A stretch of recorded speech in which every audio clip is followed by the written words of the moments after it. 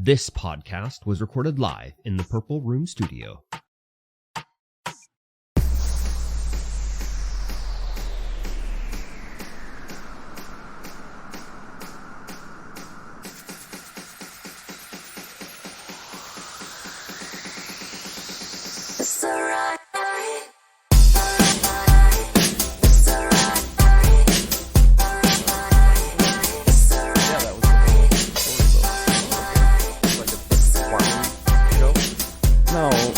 Seen Silence of the Lambs? Yes, I have. Okay, well then you should know what the story is, dude.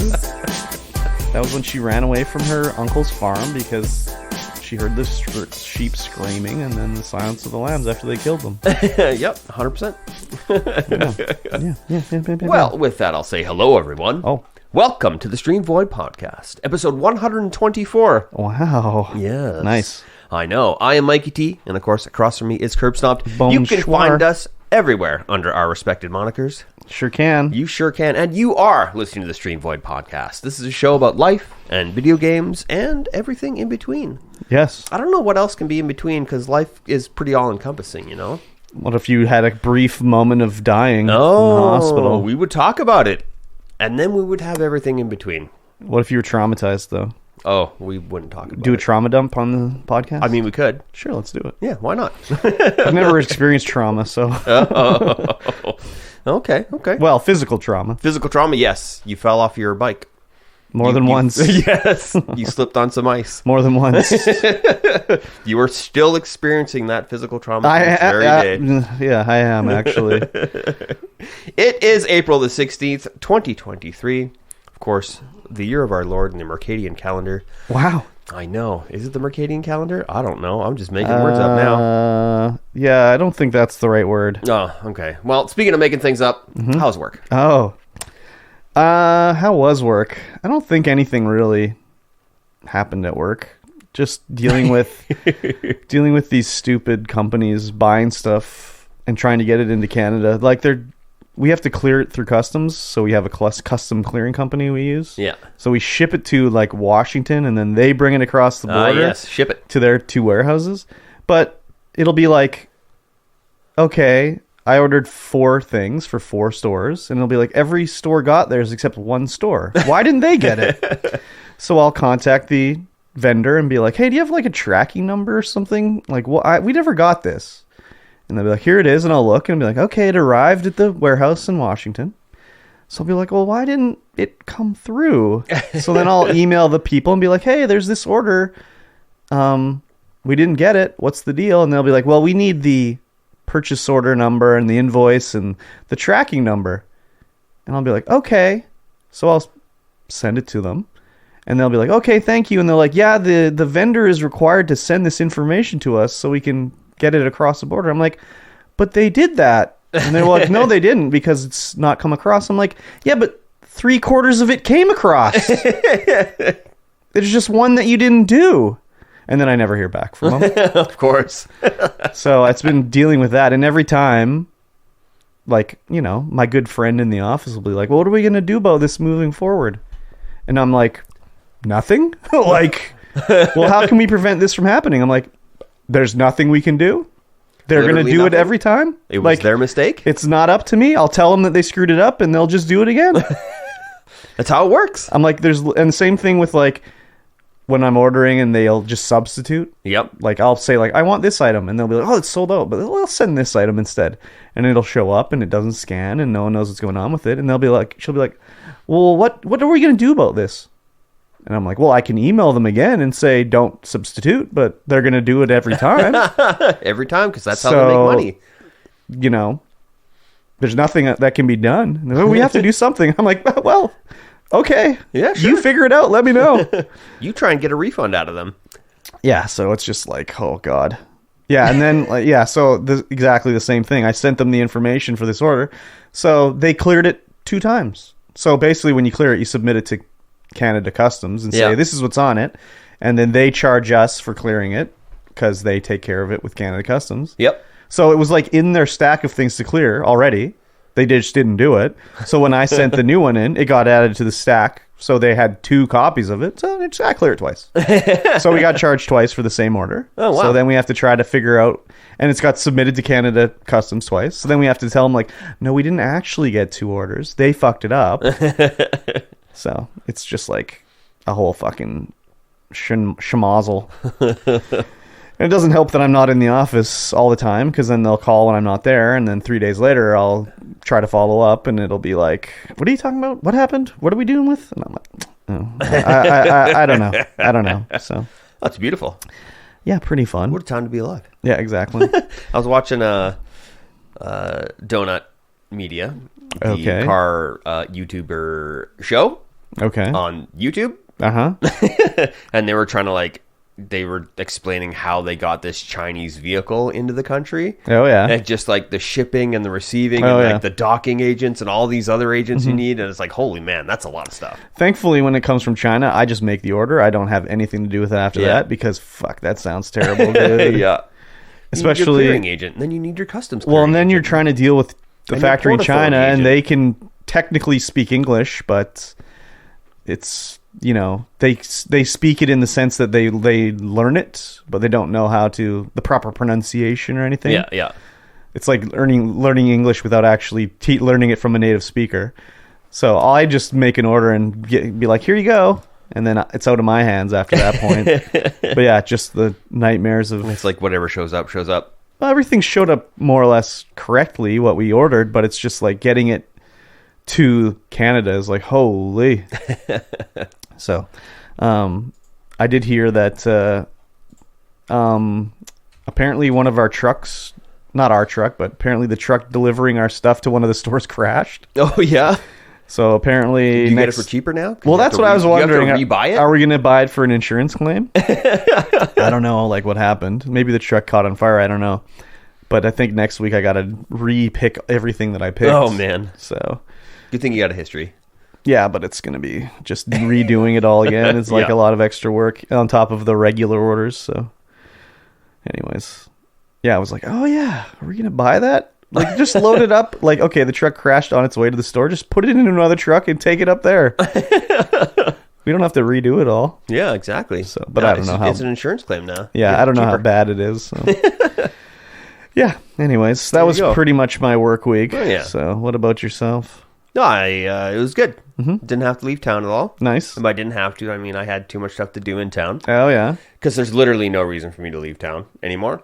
Because Is- I am better suited in the office. So did that idiot figure that out now? No, it's just I had stuff that needed to get done. Oh yeah. Because the reason that I'm leaving on Monday is to go down and talk to the managers who come up from the island, so that because we have a meeting with the Prime on Tuesday morning, and so we reminisce about old times, make sure everything's up to date, and then he puts together an update for them, and that's it. And we do that at when he gets there, but he comes from the island, which means it takes him all day to get here. Yeah. Because he's hauling a trailer. So that Oh yeah. so The meeting's gonna be what, 6 o'clock at night? yeah. So we do a couple hours of overtime, Oh yeah. and then the next day I just go home. Okay. okay. I do a little stuff there, and then I go home, and then I spend the next 3 days catching up on the office work that I didn't do on Monday and Tuesday, Fun. or Uh-huh. I stay there multiple nights and then work overtime to do the office work because I'm supposed to be out in the field doing site visits and stuff like that. Oh yeah. But it's like my guys don't need to be supervised. Oh, that's why. They handle themselves. So it's like this idiot's in the old world thinking, like, if you're not there, they're just gonna stand with a shovel in their hand, And do nothing. lean on it all day. Yeah, that's not what they do. 3 to lean and 1 to work. They are highly competent, highly intelligent. Are they listening dudes. right now? I mean, probably. But I mean, they can handle themselves. Like, I don't Yeah. need to be there supervising. They're smart enough to be able to organize themselves, do the work, and not have me hovering over them, making sure they're doing the work, because I don't need to do that. Yeah, They know exactly. what to do. Exactly. So yeah, I'll go down there Monday, come back Tuesday, and Nice waste of time. yeah. We went to. We have these things called escalations. Sounds bad. I mean, it's not that bad. It's when, we go to a job that we previously did where the customer declined service. What does that mean? So when you go to like a big building or a mobile home park, you go around. Oh, you're like, hey, this is a free upgrade to your existing service. We're going to put it in for you. And some people go, no, I don't want that. And then a month later, they'll go, oh yeah, I actually want that. Okay. And so now we got to go back at huge expense to them or you? To them. Oh, okay. And put it in. Mm-hmm. And so there's this one mobile home park where we went to back in 2020. So like when you go to it, it's not like a cold call. Like you're no. They're like, hey, we want the service again now. Yeah. So but like the first time you go, we go, there's usually like, you get like a month of notice. Yeah. It's like, hey, we're here. We're doing the service. Okay. Here's So like flyer. TELUS or whatever sends a thing saying we're going to upgrade in a month's time. Yeah. And you go and we're like, we're here to upgrade. And they're like, no, we don't want it.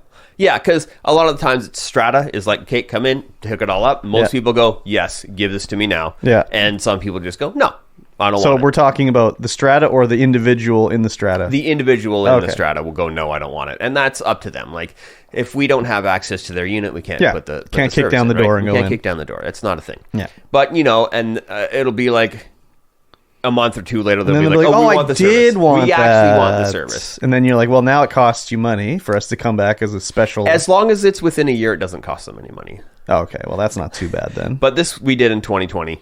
Okay, so 3 years later. Yeah, now we're going back there, but, we roll up. We're expecting to just hand dig a trench in and put some conduit up and put the wire in. Yeah. And we get there and we're like, okay, well, this is a lot more complicated because it's like concrete all the way around the trailer. You can't just hand dig through concrete. It's like, okay, we need a hydrovac. We need a directional drill. We need to go under the road. Oh, all that kind of stuff. So it's going to be a major operation. So we went out there. We're like, okay, took some pictures, drove back. Nice. That was our Wednesday. Nice. It was good. And that is charged to customer? Or the I don't know. Trailer I don't park. Know Someone's getting charged. Someone's getting charged. Fun. A lot, yeah. And the Prime that we're working for now has just unloaded a lot more paperwork onto the stuff that we need to do for them. So I'm like, well, now I'm going to be out in the field and, trying to do paperwork, but I can't because I'm in a hotel room trying to do paperwork, and it's not easy or fun to do paperwork in a hotel room. No. Especially because I have to do it on overtime. Yeah. It'll be like, oh, why are you getting all this overtime? Well, because I'm forced to be out in the field. Yeah, this is your problem, buddy. You made me come out here. You unleashed the beast. Yeah, whereas when I'm at my home office, I got access to all the information just right there. Yeah. Super fast. Don't have to be on hotel internet. Yeah. With a shitty laptop. No kidding, eh? It's not a bad laptop, but, still, it's not a desktop. It's not a desktop. Yeah. Even my desktop at work is not the greatest, but it works. Mm-hmm. Even though it's Windows 11. I like and I hate Windows 11. I mean, I'm using like Windows 8, so. If I have multiple Chrome windows open on different monitors and I click the bar down to the bottom to bring one of them up, it just brings up the last one I had up. Like I can't, you have to Alt-Tab to get to the other one. And I'm like, what the hell is this? Oh, yeah. Yeah. That's weird. Yeah. Huh. That was work, really. And then Friday night, we played some games. We did. We played some board games and card games. A board game and a card game. Yeah. That is a board game card game combination. Yes. Called Legendary. Yes. What did you think? I enjoyed Legendary. I thought you did. It was, I mean, I don't know. Some of the characters are just like, who cares about these fucking characters? I know there's a lot in there. Like they've unleashed a lot of character cards that you're like, who is this person? It's like you've obviously have the license for every major character, definitely. So like, why are you using these trash ass characters? I don't know. So it's I only have the 4 expansions, so but still, we don't have like everyone, we're fighting Khonshu. Where's Moon Knight? Yeah, right. Like, I wonder if there is an expansion that has Moon Knight. But why wasn't he with the cards of Khonshu? Anyways, yeah, I just was like, it's very weird the way they've selected what they are, but like it's interesting, dealing with the different card types and the characters and everything.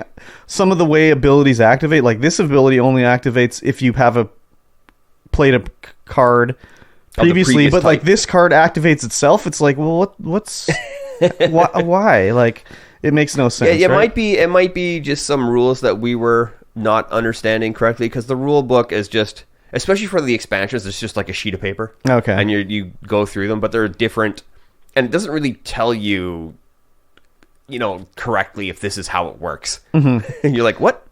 I don't understand if this is how it works or how it's not. And then, you go to like a forum and it's just like, oh yeah, this is how it works. It's yeah, like, and okay, you got these, is it though? Yeah, you got these idiots that are telling you what they think is their interpretation of the rule. Yeah.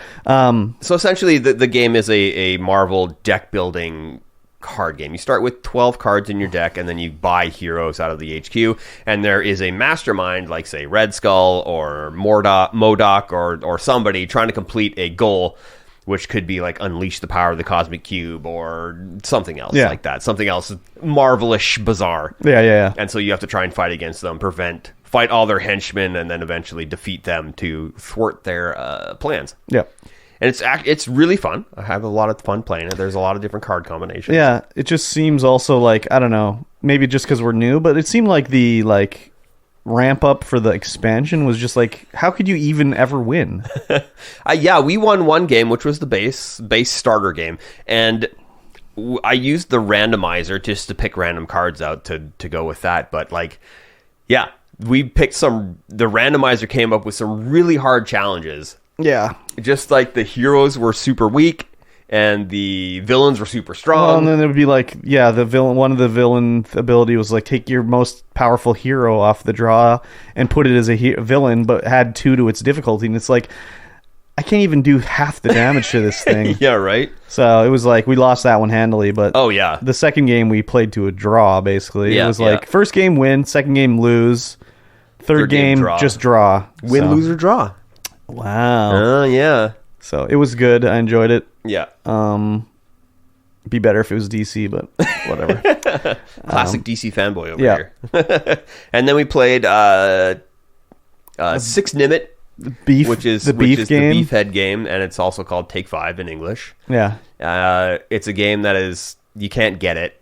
Like it's so hard to get this game for some reason. I don't understand why, because it should just be reprinted, because it's such a good game. I don't know why people don't reprint it. I managed to order 2 from the UK, and they're the Dutch version, in January. And it took a month to get here. And, I gave one to my parents, like I had previously said on a previous podcast, and we got to play it here last night, or not last night, Friday night.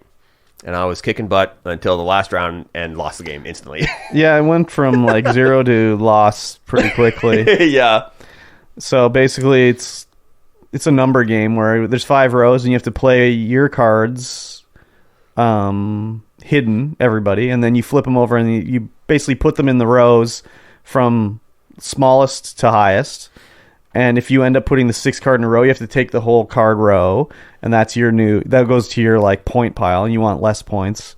And if you just play the wrong card and you end up with the 6th row, it just starts adding up quickly. Yeah. There's some strategy to it. I don't know what the strategy is.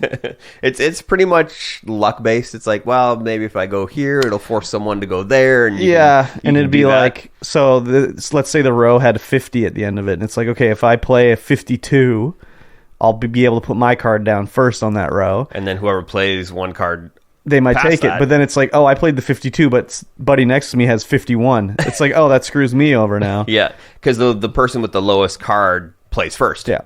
So it was somehow I won. Anyways, yeah, I'm not exactly it's sure. It's a fun game. It's incredibly. I'm not sure how I won, but I did win. So yeah, I enjoyed it. I preferred Legendary. I think. Yeah, Legendary is a lot of fun. It's just more. I don't know. I guess more strategy to it, but yeah, definitely more strategy, and it's co-op, so it's a little bit more fun in that way. I enjoyed the other game, but I could just see how many times was I going to play this? 20, 50 times? Then be like, okay, I've played with the beef enough here. Yeah, you play one round, that's good for the night. You don't need to play anymore. Yeah, that's why it's good. So it's just a quick little filler. I got to decide if I'm going to buy the Hermitcraft game. Yeah, well, it's like a trading card game, I think. Oh. So I have. You mentioned it last night, or the other night. So it has all the hermits in it and shit. So you can play. I'm gonna play Mumbo Jumbo. I don't know how I don't know how it goes, but it's coming out in September, I think. So I was like, do I want to buy this or not? Interesting. I'm gonna look up a little bit about it. Yeah, I don't know if it'll be good or not. Square cards. Hello. Yeah. So I'm gonna take a look at it anyways and see. I don't own many board games. I only own like... No, wait. What's the one that's named at... Oh, Sao Paulo? No, what's it called? The one that's some Brazilian city or something like that? I don't know. No, you know it. You know it. Macau? No. Puerto Rico. Oh, Puerto Rico. Yeah, I own Puerto Rico, never played it. And I own Munchkin, never played it. I dislike Munchkin. I'm not a fan of that game, but, Yeah, but that's because of who you played with. Yeah, the people I played with, for sure. It's not the game. I didn't buy them new. I bought them at the thrift store. Yeah. And it's just like, well, I know these are expensive. I'll buy these because they're cheap. Yeah. Well, it's like I see Puerto Rico and it's like $5. I'm like, okay, I know that's a good deal. That's a stellar deal. I know, on Puerto Rico, because I think that game's like $50 or something like that. $80, somewhere around there. It's so up I was there. like, I'm like, oh, okay, I'll buy Puerto Rico. So, anyways, yeah, game night. Yeah. What else did you play? It was the wife's birthday That's last what I was night gonna say. or yesterday. Oh, so very we went good. out and I bought her a AR-15 target, bulletproof target, so that she could shoot her guns at it. Oh yeah. And we went out and shot her her new air rifle. Oh yeah. Pretty powerful air rifle. What? How many FPS? I think 1200. Oh yeah. You got to have your firearm control for that one. Oh yeah, you definitely do. Yep. So yeah, we were shooting it with her iron sights from like maybe 50 yards out. Nice. It's pretty hard to shoot that thing that far with just iron sights. Accurate, you mean? Yeah, accurate. Yeah. I hit the target twice. She hit the target twice. Nice. But it's nice with that target. It's just like it's just got little, like, one little round target on the top, one larger round target on the bottom. And it's just, because it's AR-15, it makes a nice pinging sound when you hit it. So when you're aiming through iron sights, you know when you hit it. Yeah. Which is nice. Does it swing or anything? Yeah, it does swing. Yeah. But it can take larger caliber as well, 22 and whatnot. Nice. Yeah, that was pretty fun. Yeah. Drove all the way up to in the boonies, of course, in the Jeep. The Jeep's real muddy. I don't know if you noticed that when it came in. No, I didn't actually. Yeah, it's super muddy. I got to go get it cleaned again. Nice. Spending more money on cleaning it than driving it. Kind of. As we had discussed. Oh, I don't know if we discussed it on the podcast where we couldn't figure out why the other PC wasn't working properly. We were still screwed up last week. Yeah. After the podcast, you figured it out. After the podcast, I figured it out. Well, so the other PC wasn't recording and streaming properly. Yeah. We were like, why the hell is this not working? So I had not... Well, and also say, like, when you upgraded to Windows 11, you thought that was the problem. And then you were checking the computer out, and it's telling you have the wrong CPU in there. Like, it's saying you have, like, a crappy CPU, and you're like, no, I don't have a crappy CPU in there. Like, what's the error with Windows? So then you reverted back to Windows 10, and it's still telling you, my CPU is fucked up. And so then I was like, maybe let me go check and see where the other CPU is that I was using. Yep. And I go up top shelf, pull down the CPU box, look inside. I'm like, oh, the correct CPU is in this box. Yeah. And the CPU that is in the board is the one that I was using to update the BIOS to use the new CPU. Yeah. So it was the wrong CPU. It was the wrong CPU in there. Yeah. So now I have to... I haven't done it yet.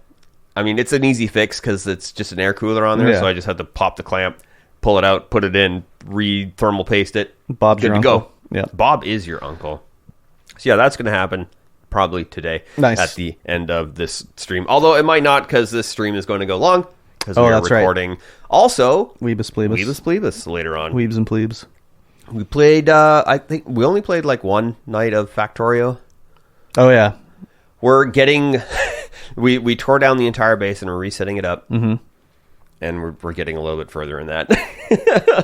I found a calculator to see how many things we need per minute. Oh yeah. And so it shows you exactly how many things, how many like crafters, how many whatever you need to get to this particular item per minute. And so I was like putting stuff in there and fooling it all around. I'm like, okay, we got it. I've done one of those for Satisfactory before. Yeah. Just to be like, how can I set this up to make the most screws or whatever? Yeah. So trying to min-max it a little bit. Mm-hmm. And then I'm like, oh, maybe I should just double it.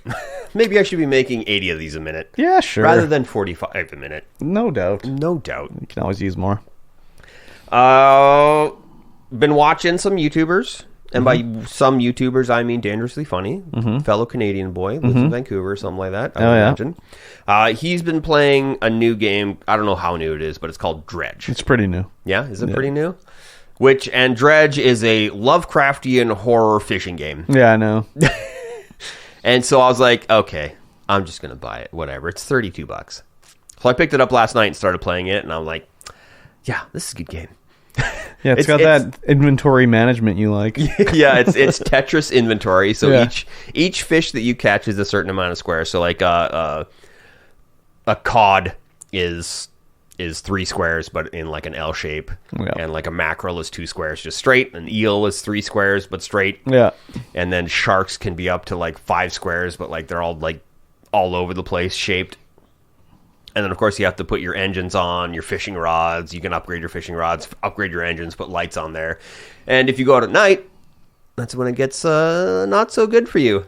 Because it is Lovecraftian, which means there is sanity within the game.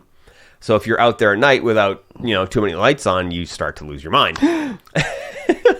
Scary. And if you are driving around, there are Lovecraftian-style horror monsters out there waiting to devour your ship. Scared. Yes. And when you take ship damage, it takes out some of the squares in your inventory. And you're like, oh, damn it. Damn it, I wanted that eel. I wanted that eel, but now I can't have it. And you can do all kinds of fishing. There's all kinds of fishing rods for all kinds of zones. So why would you go out at night? Oh, there's special fish you can catch at night. So like squid come up from the bottom to feed at night. So if you want, there are certain, you can get quests to get certain fish and quests to get certain items. Like eventually you get a dredge. So you can like get like wood and resources to upgrade your ship. Oh yeah. And yeah, I've been having a lot of fun with it. It's just, it looks really cool. Like the art style is, that's kind of like hand drawn. It's like Enter the Gungeon. Is it like Enter the Gungeon? Isn't it? Art? No. No? Okay. No. It's very basic. It's like really basic shapes and colors and stuff like that. Nothing too super fancy unless it's like the wind or like the fishing. I don't know what the hell the art style would be. I guess there's some artists like Norman Rockwell or something like that, but not quite. Well, that's the opposite of minimalist, Norman Rockwell. Maybe it's not Rockwell. Well, it's not really minimalist in the way the characters are drawn, but like the cities and stuff like that, it's kind of minimalist. Okay. I don't know. I'm probably not describing it very good. That's okay. in that respect. But yeah, there's so many different islands to go, and like my ship just doesn't have the juice to get there quickly. So it's like if I go to the one island, it'll be like nighttime already, and I'll be, oh, okay, well, I'm not. I better hope there's a dock there that I can sleep the night away. Oh my gosh. Yeah, I've been looking at that one. Yeah, it's been super fun. I was playing it before you got here. Oh, nice. I was like, I'll get a couple rounds of fishing, and that's fine. Nice. And of course, you go back to the fishmonger, sell your fish, like $10 for this mackerel. That's a good price for a mackerel. Yeah, it's a good price. Yep. But like $100 for a shark, like, well, maybe that's not a good price. It seems a little low. And besides, if it was real, you'd just cut off his fin and throw him in the water. Yeah, true. Yep. That was. I think that was it. That was all I played. Oh, I played a little Star Wars. Star Wars. We didn't talk about. I haven't got that on the list. There's a new Vampire Survivors DLC. Yes, there is. We don't have that on the list, but I didn't buy it. No, I haven't yet either. I haven't bought the other one either. Yeah, Star Wars. Not the new one, the old one. Mm-hmm. I got to the part... Fallen Order, yeah. I got to the part where you're going down to the Wookiee planet. Oh, Kashyyyk. Kashyyyk? Yeah. Yes. And you're like driving the AT-AT. You like climb up the AT-AT, get in there, drive it around, and all of a sudden Saul Guerrera's on your window, and you're like, oh! Yeah. Oh, hey, Saul. What's up? Yeah, exactly. It's a crazy game. Yeah, it's super cool. Lots of good stuff in it. Lots of good set pieces. Yeah. Here's what you don't do, though. You don't go from playing Yakuza 0 straight into playing that. You get your shit pushed in, or what? You get your shit pushed in because you're just mashing buttons. Yeah. Like, oh yeah, I'm just going to hit him a bunch. Like, oh, wait a minute. I have to use strategy and dodge and block and stuff. Yeah. Yeah, I was like, okay, I'm not playing this right now. Yeah, no kidding, eh? Yeah. That's cool. Works great on the deck, let me tell you. That's good. Took 2 days to install, but... Yeah, it did take 2 days to install because I installed it on an SD card. God damn. But yeah, it seems to load okay off of that, so it's all right. That's good. Yeah. I only played... Well, first of all, there's kids in my house right now. And they're running around. My roommate's daughter came into town with her kids. And they're like, toddler age, basically, running around, kicking a soccer ball. Oh, yeah, inside the house? Inside the house. Oh, the fine china. Well, not really. Yeah, well, there's not really fine china in my house, but... the Ming vase, they're going to knock all those over. That's okay. Nothing of mine is upstairs, so they can break whatever they want. But it'll just be ball rolling, hear ball rolling sound, and then the ball will roll down the stairs. I mean, there's the gate that prevents the kids from coming downstairs because they'll fall down the stairs. But, you know, they can lift the ball over the gate and throw it down the stairs. Of course. So it's nothing like a ball bouncing down the stairs to titillate the senses. You can't, I mean, what are you going to do? Take the ball away from them? No. So yeah, you don't want crying kids in the house. It just happens. It just happens, you know? So it's a bit annoying, but, you know, as I hear it, I'm just like, oh, yeah, no, thank you. Not interested. So that's kind of, it's only been since like last night, so it's not that bad. They'll be gone tomorrow, I think, so I'll be okay. But yeah, I'm just like, no. Very good. But I only played, like, besides Yakuza 0, I played some more Elder Scrolls Online, and I'm, you know, just leveling up my champion points, you know. Oh, in the Champions Club? I'm in the Champions Club. I have, so they added these things called companions to the game. So it's like a MMO, but you can get a companion that'll follow you around and like attack and stuff like that. Yeah. So it adds like a additional fake party member to you. Party memberness. And they level up and you can equip them with, you know, armor and everything like that. And they each have like a perk that they give you. So like the one I was using, she has a thing where if you open a chest, there's a chance you'll get like a bonus loot bag in there. Ooh, bonus bag. But once you get your maximum like friendliness with them, it unlocks that bonus for every character on your account. So you don't have to have that character out. So it's like, okay, I'll get this up and then I can move on to one of the other companions. You can have all the perks at once, right? Not that the perks are anything good. Like the next one I'm working on is what does it do? I can't even remember what it does. Oh, if you pickpocket somebody, you have a chance to find like a hidden bag of gold on them or whatever. So I finally get her to maximum friendliness, which took forever because, like, you know, you have to get it up to like, I don't know what the number is, like 10,000 friendliness. But like most of the things you do give you 1. So it's like, oh, you picked up a flower or killed a snake. And be like, you got 1. But you can do once a day, you can do these daily quests that give you 150, right? Yeah. So I finally got it up to max ranking, and I'm like, okay, I didn't see the thing pop up that says I got the ability on all my accounts or all my characters. Like, what do I need to do? Why do I have to log out? Like, what's the deal? And I look into it more. It's like, oh, you also have to get them to max level. And it takes forever to level them up because they only get EXP when you kill something. They don't get EXP when you do a quest. It's only if you kill something. So then I had to go and like kill all these guys running around. So I was doing it while I was editing. I didn't have the audio for the game going. I just would be like running around killing stuff and then be like, oh, I have to do something with I'm editing. I'll go edit it and then pick up controller and continue. So I finally got him to level 20. It took forever, dude.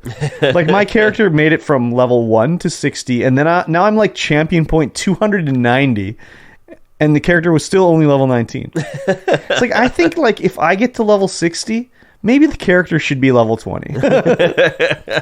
So I did that, and then Phoenix Wright I played in a little bit on Thursday. Still working on like the case to prove Edgeworth innocent of murder. Edgeworth, yeah, Sir Edgeworth, yeah. So the game, I like it. It's interesting. It's just sometimes you're ahead of the way they want you to think. Yeah.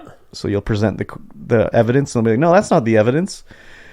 It's like, well, what the fuck do I have to do? And you have to like, you missed a step. First, you have to show this evidence that proves that evidence. But it's like, I already figured it out, so I didn't think I had to show the other evidence. Just because you figured it out doesn't mean the jury's figured it out. There's no jury. It's trial by judge. But the judge is an idiot, so... yeah, anyways. You got to prove beyond a shadow of a doubt. Nah, not in this game, dude. They'll take anything, like, as evidence. It doesn't matter. Like, there was one guy that was testifying, and they're like, sir, state your name for the court. And he's like, I can't remember my name. And they're like, oh, that's okay. No problem, sir. You can testify still. Yeah, you can't remember your name? That's fine. It turned out he's the murderer. Oh, can't remember his name, murderer. He thought I was his son. And like, anyways, it's a whole like, if it was based off real Japanese court of law, I would not want to get in trouble by the court of law in Japan because it's really fucked up. But I know it's not true. So Yeah. Anyways, It's a fabrication. yeah. Yeah. It's just frustrating sometimes, but still interesting. Anyways, Yeah. that's pretty much it. Oh, wow. I played little Vampire Survivors, running around, get some achievements or whatever. Lego Vampire Survivors? A little Vampire Survivors. Like they made a Lego version of that? No. Just a little much- Vampire Survivors. How much is the DLC? Probably $3 or something like that. They're cheap as hell. Imagine, yeah. So I don't know. I unlocked another character, and it's just keeps uncovering layers of the game, basically. Yes. So yeah, that was what I did, basically. Excellent. Cool. Excellent. Yeah. What the hell is this one called? Legacy of the Moonspell. Something like that. Oh no, it's Tides of the Foscari. Sure. Wow, they really switched up the art for that. Well, It's they like- have the art for the video reveal that's not at all like the game. Yeah. No, yeah. The art for the video reveal is quite different from the regular drawn art. Yeah. Interesting. Yep. Yeah, I'll have to pick that up at some point and continue to play Vampire Survivors. Mm-hmm. But we watched some Mando. We did, yeah. Episode 7 of Season 3. Almost over. Almost over. Thank God. And we're down on Mandalore. Yes. Everyone's down on Mandalore. Well, the key people are down on Mandalore. Well, only a few are on Mandalore. Most of them are in orbit. This show's so fucking stupid, man. I literally shut it off halfway through this episode, and I was like, no. But then I was like, I gotta finish watching it. We did too, but that was because then they had to do something else. Yeah. No, I shut it off because I was like, oh my fucking God, this show. I know that they write the way they do just to create tension and all that stuff. But it's like, man, they're so fucking stupid in this show, dude. Anyways, they're going back to Mandalore. That they just assumed you couldn't go on to Mandalore because I heard a rumor that the planet's poisoned. I can't go down there. No one checked it out, but I can't go down there. Not in a spaceship. I can't go down there. So, anyways, they're all down there and they want to retake the Forge. Yep. The Great Forge. The Great Forge. So, who went down there? Mando, Bo-Katan, the Armorer, Viz, and then 50 other guys that... Yeah. Sure, I'm sad that you died, I guess. I don't know. They get to the Great Forge, and they get attacked by... Well, they come across a band of quote-unquote raiders, which are actually Mandalorian survivors who were just chilling out. They came up on a skiff. Yeah. And so they send some of the more weaker, malnourished, injured Mandalorians up to the ships. How long ago did this planet purge happen? I don't know, but it's also okay, all of a sudden they're just too sick to just continue going on. Well, I mean, they needed medical attention. But just give them an apple, man. That's all they need. They just got scurvy, dude. They're fine. Well, we don't know that. They say they don't have any food, but of course, there are injured on there and malnourished and whatever, sick people. Yeah. They got to go up to so the armor takes them up. So that's okay, fine. The armorer is going to take them up. So the whole thing is now they have to ride this fucking stupid boat that was shades of fucking Willow. So they have to ride this boat to get to the Great Forge. It's like, okay, why not just fucking fly the guys up to the ship, wait there a day, come back down, and fly there in the fucking ship? No. Just take the ship. Huh? No, they can just tape the They're ship. Fucking rickety ass boat. Yeah, it's still working. No. Anyways, why did they do that? Well, because then this giant mythosaur has to come out of the ground and break the boat. Oh, what's that movement there? 1,000 yards away. Let's drive straight towards it. That's the way of the Great Forge. They got to. It could have just been a planet quake. Jesus Christ. It's so stupid. Anyways, the boat gets destroyed. Then they happen to Just land right in there. the cave. They're just right there. It's fine. Woo, lucky. It's weird that the forge didn't get destroyed by this mythosaur that was right on top of it. Anyways. Yeah, that was kind of odd. And they go down in the cave.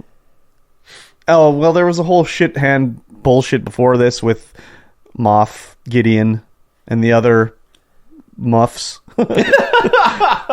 But they showed, what's his name? I can't remember his name. Anyways, his son is in the Force Awakens. He's one of the guys that works for, what's the Darth guy? The Darth fucking Sidious? Darth Vader? No, the one that Kylo Ren's working for. Is that Darth Sidious? Darth Sidious. Yeah. He's like the one that's dealing with the guy who's going to clone the fucking emperor and shit. Like, could they be more? Well, how is Project Necromancer going? Yeah, right. Yeah, they tend to. Oh my they God. threw a lot of stuff at us to tie into other things. So the other thing too is like I know Grand Admiral Thrawn. Yep. From the books. Yep. I don't know him from the cartoon, but this whole like now they're getting into the Marvel Cinematic Universe where it's like if I came in and was like, who the fuck is Grand Admiral Thrawn? Yeah, they're really throwing a lot of things in that scene. They're like, oh, we got to tie some stuff together. Really, just. But like, if I only ever watched Mandalorian, Book of Boba Fett, like live action shows, be like, who the fuck is Admiral Thrawn? Yeah. They never mentioned him before. Nope. You never even seen him. No. We'll see him in Ahsoka or whatever, but like, yes. I'd be like, what is going on? And they're like Project Necromancer, and then they're like, what is his name? General Hux or something like that, because his son is in the Force Awakens. Anyways, I was just like, wow, they're just like they came to Jon Favreau and was like, you gotta write this scene here. Mention Grand Admiral Thrawn. But anyways, I was like, Project Necromancer, could you like hit it any more on the nose? Probably. Like they were like, geez, we really got to explain how Palpatine came back, because that was really bad in the movie. Yeah, like, it was really bad. I don't know why they're trying to tie a bunch of stuff together in Mandalorian, Mando. I think it's just because Pedro Pascal's like, I'm going to be on the set for The Last of Us, so I'm only going to be on your set for like 2 days. So you better have an episode where I'm not in it. Anyways, all of a sudden they get to the forge and like, oh, the fires are out. Huh? And they get attacked by like stormtroopers. Yeah. Stormtroopers with jetpacks. Wow, that's like, crazy. okay, they're down here. Okay, that's what? Pretty crazy. Well, yeah, I mean, 2 and 2 go together fairly well in here, and you're like, oh, okay, I know what's going on. Well, anyways, the part that I quit watching was right before this, when they had the thing on the boat where Bo-Katan was talking about how she did surrender and it didn't matter and everything, and everyone's like, looking sad on the boat and everything. I just was like, oh, this fucking show, man. I just shut it off. So they get baited into chasing these guys. Yes. And it's like, okay, they want to wipe out these guys, whatever. Like, are they they're so, these Mandalorians are, they deserve to be wiped out. They're so fucking stupid. Everything they do is stupid. Yeah, as soon as the Imperial architecture started to come up, I was like, what are you guys doing? Well, even before that, it's like, obviously they're being baited into a trap. But yeah, then the Imperial architecture shows up and they're like, oh, what's that over there? That looks really like not too beat up or anything. And it's like, oh, they get trapped. And then Moff Gideon flies down on his little jetpack and is like, haha, trapped you guys. Gotcha. I'm harvesting Beskar now. Thanks for bringing everybody together so I can wipe you out. And then the doors close and everyone's cut off, and Bo-Katan's got her Darksaber, and Moff Gideon's like, I want the Darksaber. I'll be in charge of the Mandalorians. I'll be the #1 guy. So you don't need the Darksaber.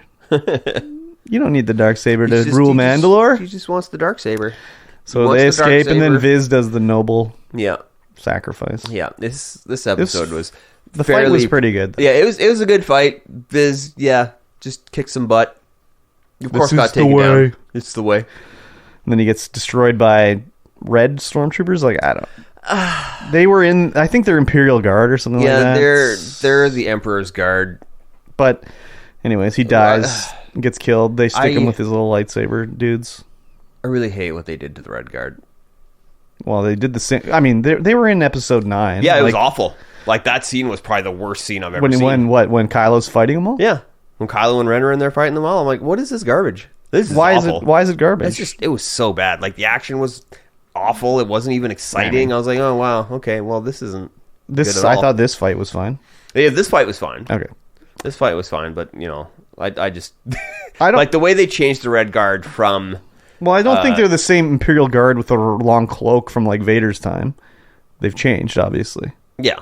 They're not, like... They have changed, but it's not a change for the good. Anyways, if they want to disrespect the Mandalorians, why didn't they take off his mask when he died? Yeah, right? Anyways. I thought they were going to take off Din Djarin's mask. Yeah. But anyways, well, and then, like, okay, Probably because he was on the set of Last of Us. They could CGI it on there. But the other thing, too, is like, okay, I will say that IG-12, yes, no, was pretty funny. Yeah. I enjoyed that. But, what, like, how come Grogu didn't just, like, do a force push or anything? He just forgot he has force powers now? I thought he was going to go Super Force style when they captured Mando. I was like, okay, Grogu's coming in. Here we go. Or like break down the door or something like that. No, he just sat there. there. No. I was like, what is going on? Why because every other time anything like threatening's happened like that, he's just like, oh, force time. Not this time. They always conveniently forget this stuff. Yeah. Or maybe even he force chokes him. Yeah, right. You know, I know it's dark side, but then that's like a learning lesson. But like, I know why they did it. They got to do one more episode. So like, whatever. Did anything else happen? No, not really. They escaped. But like, what are they going to do? They're going to run to the forge and they'll just chase them down. Like, who fucking cares? I don't know. I don't know what's going to happen. Overall, this episode was pretty okay. I was like, ugh. I don't even care I really about this liked show. some scenes. I was like, okay, what is going on? This is so predictable. So, this episode was called something about spies or something like that. Yeah. So all the rumor mill on that I've been reading on, well, not reading, but I come across it, is saying that the armorer is a spy. That's why she left the planet with the guys. That she took them all to the planet, gathered them all up for Moff Gideon. So we'll see, I guess, in the next episode. Oh, if that's I guess so. What the deal is, but I mean, it could be true. I don't know. It could be. Yeah, we don't know. We'll find out. But the episode was called something about spies or something like that. So, but I did think, like, when she's flying up to the thing, and they did a whole thing where she's flying through the clouds. Yeah. Like, oh, there's going to be, the Imperials up there waiting for her, and then it just comes through the clouds and she flies the ship. I was like, okay, something's rotten in Denmark here. Yeah, she just flew up there. That's what I was thinking too. I was like, oh, it's going to be crawling with Imperials. Yeah, and then it was fine. It's like, okay, something's going on here. Yeah. Something is going on. Mm-hmm. Something's rotten. Well, and then the other thing,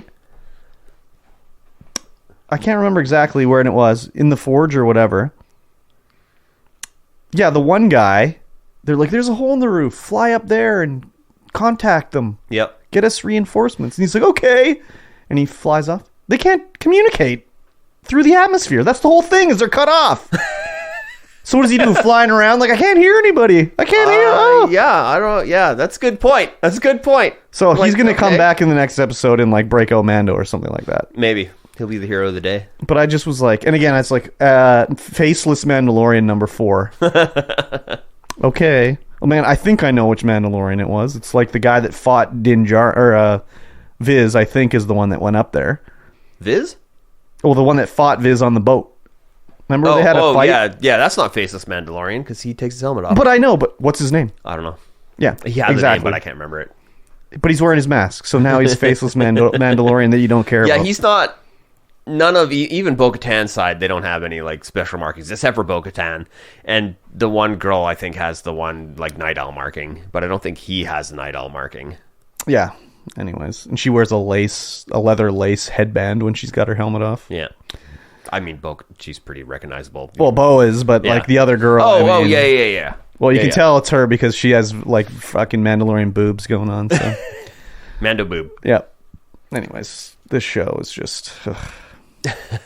Not my favorite episode, but a lot of articles were like, "Oh my god, this is the best episode of the season." I'm like, I don't think so. I don't think so. I think it was highly predictable. Yeah, Moff Gideon. Yeah, okay, he's down there. Yeah, okay. There's. Well, we knew Moff Gideon was coming back. Well, yeah, we did. And as soon as they went in there, I was like, okay, well, here's where Moff Gideon is. Here's where the base is. They got a base down here. They're doing all this stuff because they had Beskar in the breakout of his things. Like, well, they're obviously mining Beskar down there. Yeah. Anyways. Oh, he's wearing Beskar. This show. Wearing Beskar. Yeah, it's cultural appropriation, but. It is cultural appropriation, Beskar. But the Mandalorians are so stupid, they deserve it. They're just so dumb. Yeah. Well, just think of all the dumb shit they've done. They've done a lot of dumb shit. Like when they're living on this planet, it's like, oh, our young children got kidnapped again by this monster. What do you mean again by this monster? Again. Oh my god. The planet is dead. Or so we've heard. Did we check? No. No, we got spaceships, but we didn't check. Oh my god. So dumb. You know what's not dumb? No. Patreon.com/StreamVoidPod. Crazy. Yeah, you listening to this, watching this, you can get in there and you can support this stream, this podcast, by going there and for as little as $1 a month. Yes. Only $1 a month. And that'll get you access to all of the Patreon bonus content. You get access to this podcast early, Sunday night, instead of Wednesday when it goes out to everyone else. Yeah. You get access to the hours of pre-show content and post-show content that get recorded. You get access to Weebus Plebus early, too. Yep. They're ready to go, by the way. Are they? They are ready. Beautiful. Yes. Beautiful. And we do bonus videos sometimes. Not all the time. Oh, yeah. That's right. We try to. Smelling salts. Smelling salts. Is that what we're doing? Oh, my God. I don't know, dude. Yeah, maybe... that's not a whole video. That's not a whole video. That's like a 10-minute long video where it's like... Bah! Exactly. We've been talking about that too much because it's just coming up in my YouTube shorts like, oh, all these people trying smelling salts. I know. That's what I was saying. It's the same thing for me. Yeah. So. Well, there you have it. Patreon.com/StreamVoidPod. Get in there. Help support this podcast. It makes us huge difference. Huge help to us. Does it, though? It does.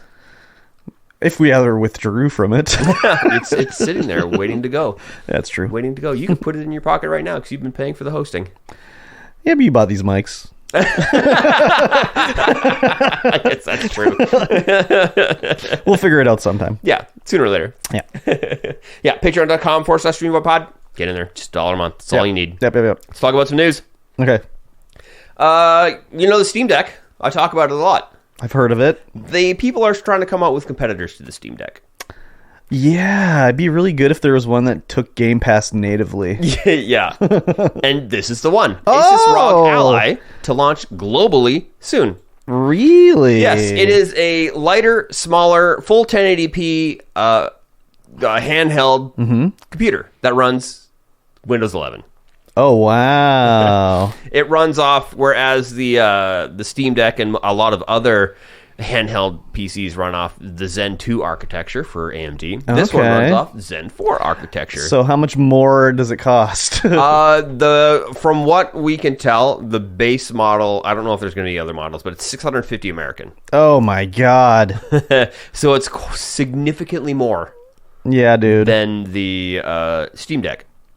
Especially if that's the base model. It doesn't say anything about models in the article, and I did not fully watch the Linus Tech Tips video on it. But yeah, $650 American, that's quite a lot for us Canadian boys. Yeah, it's quite a lot for American boys. Yeah. Because I paid... what did I pay? I think I paid $500 and some odd. Almost $600 with tax in with the Steam Deck. I mean, I guess I could look it up right now. Yeah. What it costs on Steam. And I got the middle model. But the bigger model just has more memory, doesn't it? Yeah, the bigger model just has more memory. And, yeah. Okay, I paid $659 for mine. Okay. And that's so Canadian. about the same. Well, that's Canadian. Oh, right. So I played $659 Canadian, and $650 American is quite a bit more. Yeah. And it'll probably even be more in Canada. Yeah, it's a little more than I would like to spend for something like that. The same size display, too. 7-inch, but it's a full 1080p display, whereas the Steam Deck has an 800p display. Oh, sad. And the Ally has 120 hertz, whereas the Deck has 60. Oh, my God. Gabe, step up your game, dude. But, the Deck's considerably cheaper. Yes, obviously it's worse. I'd like something like this, but maybe for maybe $650 Canadian is maybe then I'd be like, I could be interested. But even then, it's I don't think so. Yeah, that's $869 Canadian, $650 American. I can just play on my Switch. Yeah, you literally can. And that was $400 or something like that. Yeah. So $349 American for a Switch. Yeah. It's a step in the right direction, I guess. It is. It needs to come down in price. I mean, it needs to not run Windows 11. I think if it's Game Pass. Yeah, you need Windows to run Game Pass right now. Unless Microsoft. Well, not really. I can stream games on my phone. Yes. So I can But stream if you games don't- on this thing too. If you don't have Game Pass Ultimate, Yeah, I know, but like they don't need to have it to be Game Pass Ultimate necessarily. to stream games, Well, I'm just saying like they could open it up to be like you can install via the app onto your Android or something like that. yeah. Would your phone be able to hold that much information? Probably not, depending on the game. But yeah, that's the other thing too. Am I installing to this thing or is it straight up just a streamer? You're installing to this one. Yeah, it's interesting, but not for that price for me. Yeah, it's a little bit pricey. I mean, every other portable PC that is in this kind of form factor is pricey. Yeah, well, of course. Other than the deck, because the deck, if the deck's like the lowest price point, and everything else is just more expensive. You don't think that Valve is considering the Steam Deck as like subsidized? Like, do you think they're selling it at exactly profit, or maybe even a little bit of a loss? I don't know. It'd be interesting to see what they are selling it as. Because like most times, like for Nintendo, Xbox, Sony, etc., they sell those at a loss. Yeah. Or very small, if any, profit, just because they make the money on the games. That's licensing to play it on the system, right? But I guess with Steam Deck, you could technically install like Epic Games and shit on there. I mean, I have it. Yeah. So I don't see it being I have almost subsidized. everything installed except the only thing I can't play is Game Pass games. That's kind of crazy. Yeah, I would need Game Pass Ultimate to do it and just stream Yeah, it. it's streaming, but who cares? The latest comment on this article is this could end up cheaper than a Steam Deck outside the States. I don't think so. What? No, I don't think Right? so. I mean, maybe Because it could be actually because ASUS has worldwide distribution, yeah, whereas Valve, I bet if you buy one in Australia, you have to pay import fees and shit like that. yeah, probably. So it is possible. It is possible for sure. I'll keep my eye on it, but I don't know, dude. If I'm like wanting to play a game, generally I want to play it on TV or monitor. Mm-hmm. Like even my Switch, it's like I don't want to play it in handheld mode. The only game I play on handheld mode on my Switch is Pokemon Go. No, Pokemon, whatever it's called. Let's Go Pikachu. Yep. Because if you play it on like TV, you have to use motion controls. Ugh. But if it's handheld mode, you don't have to. That's weird. Well, it's because they wanted it to be like Pokemon Go, where you're throwing the Oh, yeah. Pokeballs. Oh, yeah, So okay. you have to you have to control it that way. Yeah. It's so stupid. Like I downloaded the demo, and I started it up, and you can't even exit the demo on TV mode. You have to remove the Joy-Cons. That's the only way you can do it. I literally had to manually power off my Switch. That sounds awful. Yeah, it was so stupid. So, anyways, yeah, that's the only game I want to play in handheld mode. Yeah. I play a lot of games in handheld mode. Because, I mean, the deck, you can also just hook it up to a TV as well. Well, yeah, it's also a little different when you're laying on the couch upstairs watching TV with the wife. Yep. Whereas, like, I'll just watch TV by myself. Yeah. I'll game and watch TV by myself. I can keep my headset on. It's fine. Yep, that's true. Yeah, so. True and sad. Here's another true and sad fact.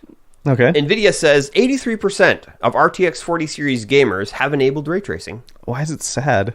Well, what are the other 20% doing? Well, obviously they've hooked up their monitor to the built-in graphics on their computer. They don't know any better. And they're like, wow, the performance on this 40 series is pretty bad. The RTX powerhouse, and this article states that it's like 20% haven't enabled RTX or DLSS. So they're just running games without it. But, like, shouldn't it default to on? No, it doesn't. Why not? I don't know. That's It weird. just doesn't. I mean, I guess depending on the game you're playing, maybe they're just playing maybe they've got this 4070 so they can play Minecraft non-ray tracing. Well, I mean, it's Java version. Minecraft Java, yeah. I mean, imagine buying a 40 series to be like, oh, Java's going to look really great now. It could be, little Timmy gets a new PC, like a new Yeah. a new pre-built, comes Yeah. with a 40. Yeah. because Grandpa's got Mad Bank, Yeah. and he's just like, I'm just gonna play Minecraft. I'm just gonna play Roblox. Yeah. Well, I think Roblox doesn't use CPU like Minecraft does. But yeah. I mean, I guess it all depends, right? Yeah. It shouldn't matter CPU usage, right? No. Yeah. It's weird that it doesn't default to on. Yeah, it is kind of weird. I think it all depends on the game that you're playing. Some of them do, some of them don't. Yeah. And I guess Nvidia, well, how would they know? It's probably only ones that are tracking through like the Nvidia GeForce probably. Now experience or Probably. whatever. So who knows what the actual number is? Yeah, it could be more. I would say probably it is more, Yeah, actually. Probably. By more, I mean more people not using Yeah, RT. not using ray tracing. Okay. Yeah. Just because if you're using GeForce Now and trying to download upgraded, what do they call it? Like settings for games and stuff like that? I don't know. I find their settings are not very good. Sometimes. Well, I'll do it and then I'll go in the game and then I'll be like, well, what does the game say I can do? And it'll be like way higher than what the GeForce Now says I can do. Yeah, the game always says higher. Yeah, but it's actually true though. Sometimes. Well, for me, it has been. Or it's like, I did the Warframe ones, and I was like, wow, it looks like shit. And then I was like, well, what does the Warframe say I can do? And it's like, ultra everything. It's like, try it out. Oh, okay, this looks like a game now. Yeah. So I mean, sometimes I do that. It's like, oh, ultra everything. Great, I'm going to put it on here. Yeah. And then I put it on, and it's like 10 frames. No, Warframe for me was great. But yeah, I could see if you did it in Cyberpunk or something like that. Ultra. I'm like, no. No, that's not true. Yeah. You're lying to me. Yeah, so Don't play with me like that. Come on now. I can't trace any rays except on my Xbox. Not yet. Oh, Just put that new video card in there. You could trace all the rays you want. We're going to do that. I talked to you about it. Yeah. Where we're just going to go to the store and do it. We're just going to go to the store and buy some stuff. Well, I got so much cash now all of a sudden just from like random times at work. Where Oh, they're like, yeah. here you go. Yeah, that's right. So I was like, well, I don't really need to buy it online. I mean, I don't need to buy it online even if I had no cash. Yeah. But it's just like, oh yeah, this is just sort of sitting here right now. So Yeah, it's just Best Buy often is sold out. yeah, the main thing too is like I can't just format all my hard drives. I got to like back all this shit up still too. Oh, yeah. You definitely do. So yeah. Yeah, everything's just sold out in Yeah. store.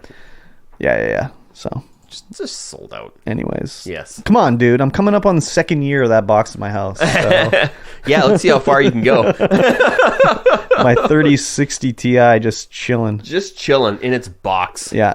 You spun the fans a little bit, and I that's did. about it. I And did, not I did. not with power, with your finger. My finger. Yeah. Yeah. Exactly. All right, next up. Uh-huh. Farworld Pioneers. Mm-hmm. It's a Terraria-like, quote-unquote, game from ex-Staround and Rimworld developers. Oh. And it just looks like Starbound 2 to me. It looked more like Terraria to me personally, but, well, except for when the fighting started, obviously. Yeah. But in the general mining and chopping of trees, it looked like Terraria to me. I played a lot of Terraria. I did not like Starbound. I like Starbound. I didn't like the controls. This game coming up has made me be like, oh, well, maybe I'll just wrap Starbound like I wrap Terraria. 100% Get all the achievements. 100% all the achievements. Yeah, do it. What am I sitting at right now? Let's find out. You should do it. That'd be a good one. Yeah, I think so. I'm sitting at 26 out of 51 achievements. Ah, yeah, there you go. Easy. And whoa, what kind of hours? I got 426 hours into this game. Holy shit, dude. That's crazy. Terraria is 1105. Ooh, that's crazy. That's a lot of hours. How many AFK hours? Probably a lot. Yeah. Because sometimes they'll just like leave the game up so that the other people can play. Yeah. Yeah. So are you going to get this Farworld Pioneers? I don't know. Because it looks... Let me play Starbound again and see if I still like it. Because I really liked it the last time I was playing it, but I had it, you know me, I heavily mod things, and I'm like, oh, well, I'm not going to finish the game. Oh, yeah, I forgot you're a mod boy. So, yeah, we'll see if I can wrap this game, if it pleases me to wrap it, and if it does, maybe I'll get it. Very good. Damn it, I saw another game that I thought you'd like. I can't remember what it's called, but it involves like this... You're in like some sort of like moving base that is climbing up a vertical cliff face, but you mine into the side of the wall as you go up higher, and you'll like get materials to climb up higher and higher. Oh. It looked like it was up your alley. That sounds like it's up my alley. But I don't remember what it's called. But I don't remember what it's called. I can't remember what it's called, but it involves like this. You're in like a some sort of like moving base that is climbing up a vertical cliff face, but you mine into the side of the wall as you go up higher, and you'll like get materials to climb up higher and higher. It looked like it was up your alley. Yeah, because they were mining and digging up shit and going around and doing all that kind of crap. So if I see it, I'll try to remember the name for you.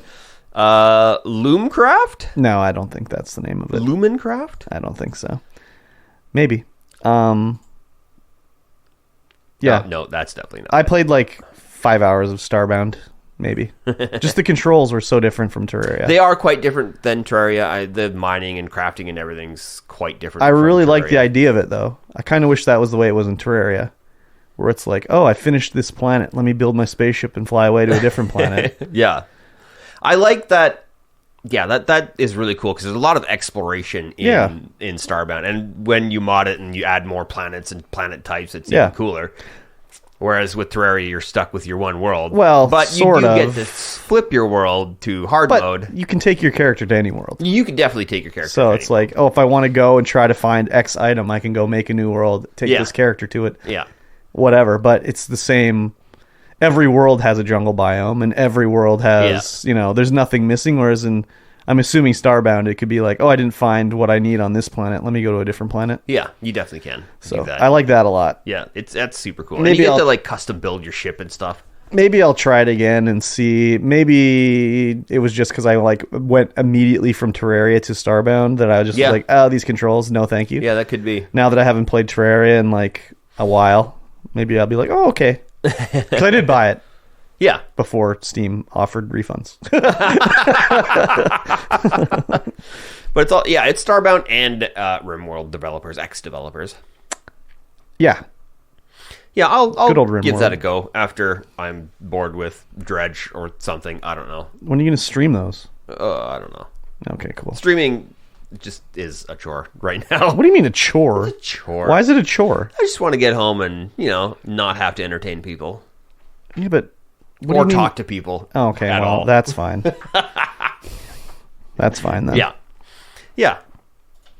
Cool. Here's something that's cool, but maybe not. I don't know. Okay. I think maybe you shouldn't do this. You can play Half-Life Alyx without VR now that there's a mod out. Yeah, why? I don't know. I mean, for people who want to play through the story and experience it without I guess so. having to buy VR or borrow VR or something like that, then they could do it, but I don't think that they should.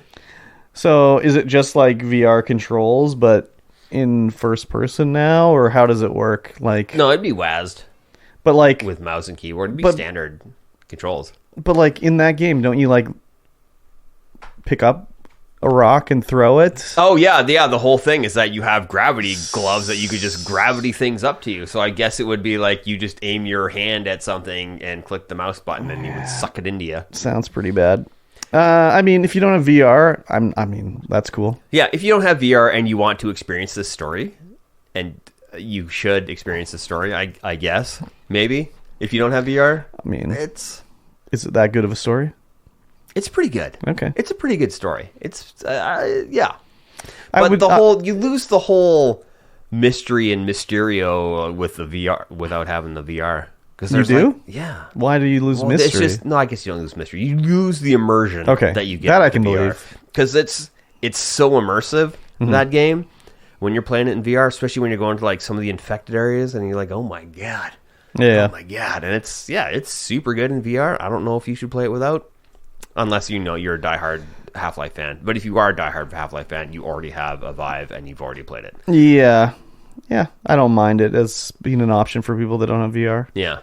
I don't really feel the need to play this too much. I enjoyed Half-Life 2 or whatever was in the orange box. The orange box, yep. Half-Life 2 episode 1 and 2.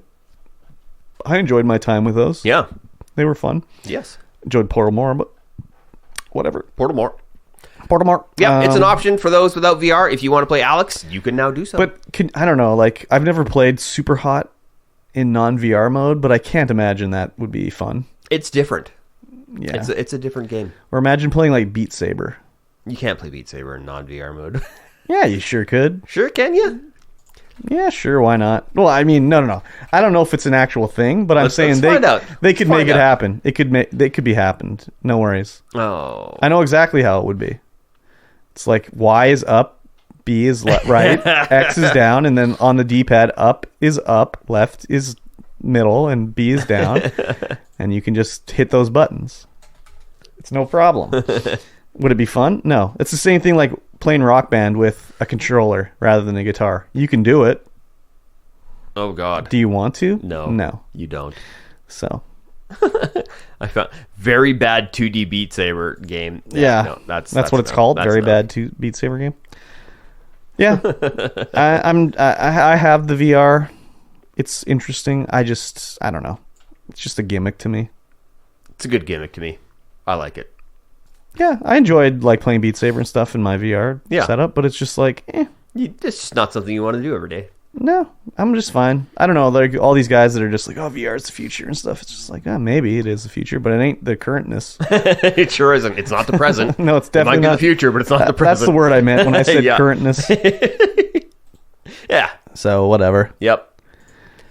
Next up, Nexon's official lawsuit versus ironmace breakdown. Yes. I don't know what this is about. Okay, so this is a video by Kira. He does all this sort of like breakdown videos on like crypto and gaming and MMOs and all this stuff. Yeah. So who's Nexon? Nexon is ironmace. Okay, they're like, I think Nexon is I can't remember if they're Korean or Japanese or Chinese. Anyways, they're a game developer. They were working on a game called P3, and they did all the, pre-release development, blah, blah, blah, blah, blah, working way through. Well, they had a guy working for them. This was during COVID times. Basically what it is he requested to, they were working on the P3 game. He requested the ability to download the P3 files to his own server to ease working on it, make it faster than doing it through VPN. Yep. And they gave him the go-ahead to do it at the start of the project, which was basically just like them discussing it, with prototype ideas, not really any like working dev builds or anything like that. Yeah. So he did that, and then he continued to update his personal server with the files even after they said, hey, you can't do it anymore. They went away from remote work. Like basically Nexon eventually were like, well, if you can't work efficiently at home, you have to come in the office because we can't have our like proprietary information, spread out like this. He continued to download the information, dev builds and everything. Yeah. While he's doing this, he's talking to people that work at Nexon that are working on this game. Like, hey, we should leave Nexon, make our own game company. We can make our own version of this game. We don't need to work with Nexon. We can do our own. I have venture capital. Let's do it. The only reason it came to Nexon's like sort of attention was one of the guys he tried to recruit came to them and was like, hey, he's trying to recruit me to leave to go work for his company and work on a game similar to what we're working on here. So they did a whole check on it, and they fired him basically. Yeah. So he left, and then a little while later, within the next 6 months, like 12 other people working on the game left to go work with him on this game that they're working on called Dark and Darker. Yep. And they did a whole thing, like I think they did a Kickstarter and it got all funded and everything, and they did it, and all of a sudden the game demo comes out on Steam, like a beta basically. Yep. And Nexon did a DMCA on it, had it removed from Steam. Oh, that's why I couldn't play the demo anymore. Yeah. Because they basically stole the game from Nexon. And they were like, well, how did they steal the game? So this is the lawsuit breakdown, is how they did it. And basically it was because they didn't have to do any prototyping or any of the pre-production stuff on the game, because they'd already done it when they worked with Nexon. They had all the files, so maybe they didn't copy the game directly, but they could just reference source code. Well, no, it wasn't even that. It was like they could reference like, okay, well, why does the lighting look like this? It's like, okay, well, when we first did the game, the lighting was this way, but it didn't work. So that's why we use this style of lighting instead. And like why, they had like in the lawsuit, it's broken down like the similarities of how it was stolen. It's like they use the same 6 classes. The classes have the same abilities. So like the barbarian is the only class that can break down a door. Yeah. Same thing in both games. And you think like, well, what is that who cares, right? Yeah. That's a barbarian, is a strong guy. But it's like every ability is the same. Like only the thief can pick locks. Okay, that is probably the same throughout any other game, really, right? Yeah. But then it's like, oh, they use the same like Epic Store resources. So like there's 3,000 resources that are the exact same between the two games. So Iron Mace is just like, well, they're for sale on the Epic Game Store. Literally we just happen to use the same ones. And Nexon's like, well, no, you use the same ones because those are the ones that we were already using. Yeah. That you knew what they were and how they were and everything like that. So, and the other thing too is the guy that did this, like this is about them stealing the game, like basically recreating it. And people were like, well, Nexon's just going after the little guys because they have a similar game that they're working on. And it's like, well, no, the guy that did this already admitted that he stole the files. He just said he never used them. Yeah. He already said and admitted, like, yeah, I had access and I downloaded them all to my private server. So the lawsuit's about them stealing their intellectual property, basically. Yeah. And people are like, well, how can you copyright a fantasy PvPvE game? And they're like, well, you can't really, but unless it's the exact same game, just with a different name, basically. Yeah. So that's what this was all about. Very interesting video. I'd recommend it if you search for Kira on YouTube. He does a lot of sort of breakdowns of stuff like that. I watched the video last night. It was like an hour long, and it was just interesting to see. And they have the whole timeline of how it goes, like broken down. Like in March of 2019, we gave him access to download this remotely. In June of 2019, we said he cannot back up the files anymore. He continued to download them like 30 more times. Here's the record of him doing it 30 more times. Blah, blah, blah, blah, blah. So it's a whole thing. Yeah. So a lot of the thing was like the way they spun it. Iron Mace was like, "Oh, Nexon's coming after us because we're a small company and we can't defend ourselves and blah blah blah." So a lot of gamers, you know, the gamer type, are going off about how like, "Oh, they're just squishing the little guy and how can you do this and blah blah blah." And it's like, well, they literally didn't have to do like 3/4 of the game development, because a part of the thing is Nexon says like, we went from like idea discussion to prototyping to pre-production to production, and like we did play tests and everything like that. And they're like, you know, 90% of games don't get into this point of being built. Yeah. They could skip all those steps because we already did it. Yeah. They just took what we had done and started like at that point. So it was a very interesting video. I would recommend it. Dark and Darker is never coming out if you're waiting for it. Keep dreaming. I remember it was a big deal for like a few days there, and then it was like, oh yeah, it was a huge deal for a few days. Everyone was like, oh my god, you got to play the demo. So I downloaded it, and then I tried to play it the next day, and it wasn't there anymore. Yeah, so Nexon's suing for like losses, basically to recover like all the development costs of this game, because now if they release their own version of it, it's probably not going to go over well because Iron Mace had their version that everyone was loving. Yeah, I can't even find their version. No, it's gone. I can only find the Nexon's one. Yeah. No, it never came out. Yeah, but there's nothing, no upcoming, nothing about it. Well, no, they were still like making it. Yeah. Yeah. But then they jumped the gun, Iron Mace, and did their own, basically exactly the same game.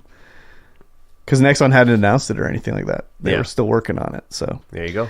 Yeah, very messed up way to operate. So I think they're going to, Buddy's going to go to jail. Yep.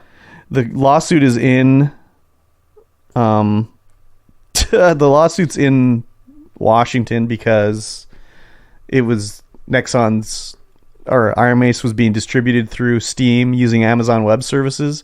And basically all these companies that agree to use Steam or Amazon Web Services say that if any lawsuits, or Nexon too, if any lawsuits are involving games or whatever, they have to be filed in America.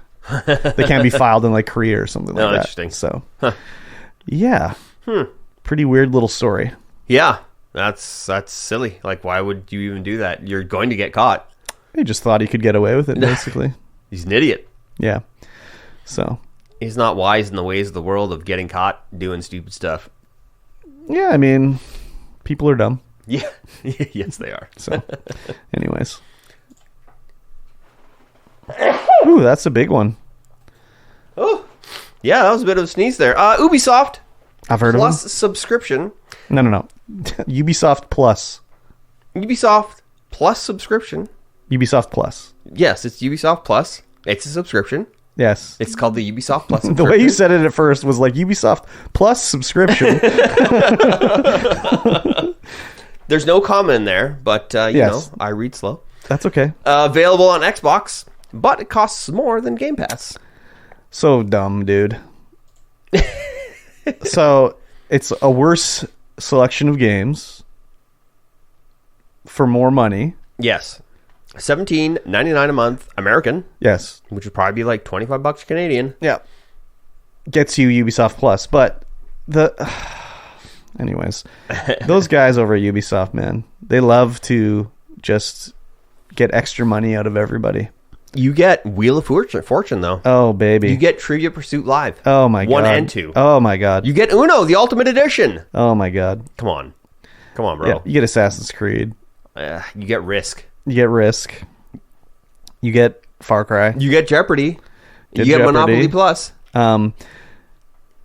These Ubisoft games go on sale for like literally $10. You get Boggle and Family Feud. The value's there. Family Feud might be worth it.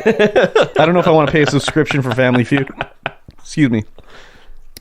Yeah, it's just crazy that they're going to charge $20 for this. A handful of games. I mean, there's more than a handful, but like Game Pass gets you Game Pass. Yes. And EA access. Yes. For less than Ubisoft Plus. Yeah. I mean, if you want to play all of the, you know, the guys. Who are the guys? The Assassin's Creed. All of the Assassin's Creeds you can handle. Literally all the time they go on sale. Like you can buy every Assassin's Creed game for like $20. So it just seems expensive to me. But when the new Assassin's Creed comes out, there isn't one. It's fine. I mean, there is one they're working on, but I don't know how Ubisoft Plus works. Like, is it like Game Pass where just it's there day and date, or is it like EA Access where it's like it'll come out there in a month? It's probably like EA Access. Yeah, just outrageous pricing, dude. I can't believe that they went for more expensive than Game Pass. Even if it's the same price as Game Pass, I'd be like, I don't know. Yeah, they're like, oh, our games are much better than everything on Game Pass, so you should pay us more. Like, I mean, they're trying to do that with everything, Ubisoft. They want everything to be games as service.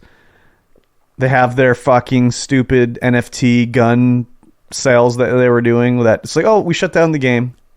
Sorry, gun's useless. Gun's useless. So now you can transfer it to the next game. What are you talking about? No. You can transfer it to No. Not even to No. Hungry Shark World. You can't transfer your guns there. No, you can't transfer it to the next shooter. What about Rabbids Party of Legend? You can't transfer it there. Oh, the Rabbids are the worst, dude. They're worse than Minions. Man. What about Rayman Legends? You can't transfer them there, right? No. I've got it. Scrabble. Guns straight into Scrabble. It's Battle Scrabble. I wonder if you typed in the name of a gun in Scrabble if it would count. I don't know. If you did Ruger, it would be like, yeah, that's a word. It's just a ridiculous amount of money for them to be charging. Yeah, that's a little bit too much.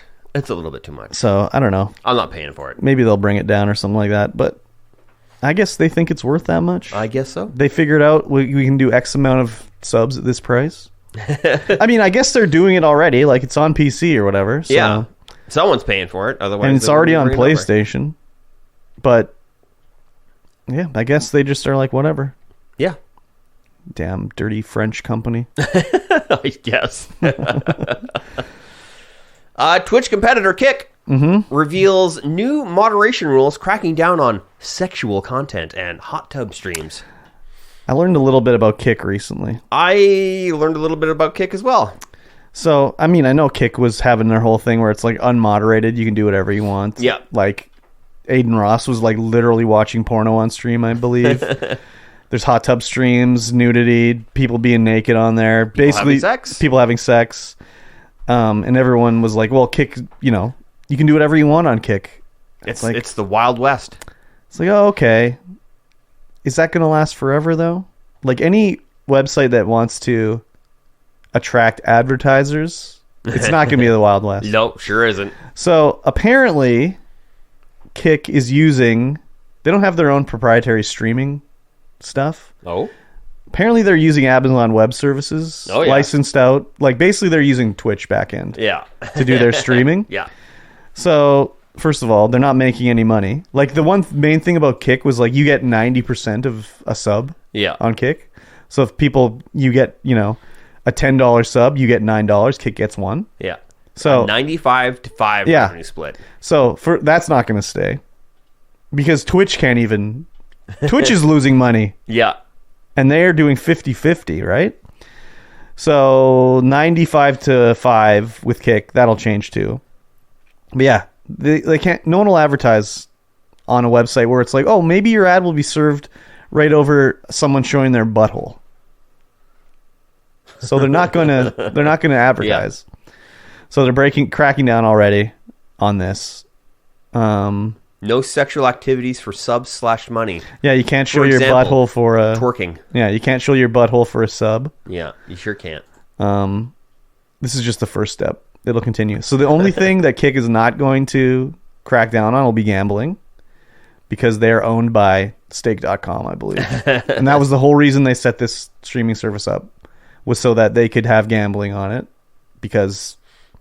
that's how they make most their money. So maybe they don't even care that they're losing money with Kick because people that are watching gambling streams are gambling so much that it just cancels it out, basically. Yeah, maybe. Because that was the whole thing. Is like that's why they could give like XQC like $1 million to gamble, not even with his own money. Yeah. They give him their money to gamble with, is because people were signing up to gamble on their website. Yeah, and they're making so much money, it doesn't matter, right? So when they got rid of... Well, you can still gamble on Twitch if it's not a game of chance. Yes. So if it's like poker, I think you can still do it. You can't do slots or like... Unless it's luck be a landlord. Well, I mean, real gambling. But you can't do slots and maybe roulette, I think, because there's no skill involved. Yeah. But you can still do poker and stuff like that. So they set up Kick basically just so they could take these guys that were doing gambling on over there, and they can gamble and get kids to gamble, basically. So that's the only thing. Eventually, Kick will be broken, the same as Twitch, except you can gamble on it. Yeah. So a lot of people are hot on Kick right now. I just don't know. Yeah.